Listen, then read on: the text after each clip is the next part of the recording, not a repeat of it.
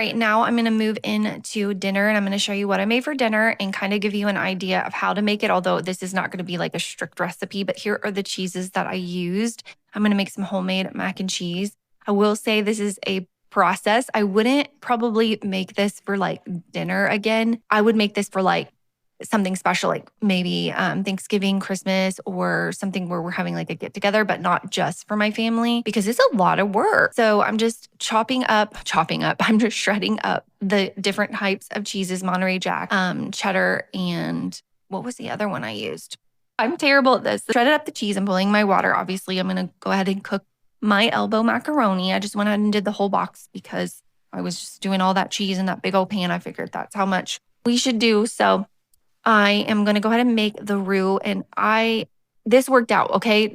I know some of you are watching this and it's painful. It worked out. I should have let the butter melt all the way completely before adding the flour, and I'm impatient, okay? I have ADHD and I didn't do that, but it worked out. So I just made the roux here. I'm adding in my heavy whipping cream, and then I'm going to add in some seasonings. I'm using smoked paprika. I'm using garlic, and I'm using salt and pepper, of course, and a little bit of ground mustard. And I'm just going to mix that up in there before adding the cheese. I will link the recipe for this in the description box in case you want to make it too. It was really good. It just is a lot of work just for some mac and cheese at dinner time, in my opinion, unless you're somebody who like loves cooking and this would be fun for you, but I do not. So it was not fun for me, for my family to just be like, meh, you know what I'm saying? So here I am adding a little bit more heavy whipping cream because my texture just wasn't texturing. And then I'm going to go ahead and add in my drained noodles and mix that all up. And it looks so good, doesn't it? It's going to make your mouth water. You're going to be hungry now, aren't you? I bet you're hungry. Pouring it into my pan here.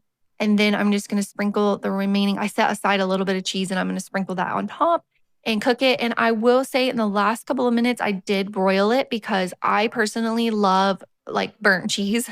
It's so good, like that crispy browned cheese. It's just delicious. So I'm going to go ahead and put it in for the amount of time. And then the last couple of minutes, I did broil it. And again, I will have this recipe linked for you in the description box. I'm going to go ahead and make some sliders while that's in the oven. I just got these pre-made sliders from Walmart. I'm going to go ahead and put them in the pan and just cook them.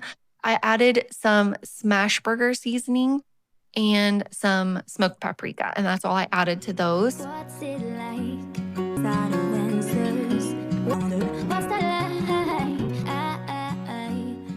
And now I'm going to add in some cheese, and then I did some pepper jack cheese on my husband's because he likes pepper jack cheese. I'm going to let that melt, and those are all done. And then I put them on these King's Hawaiian slider buns.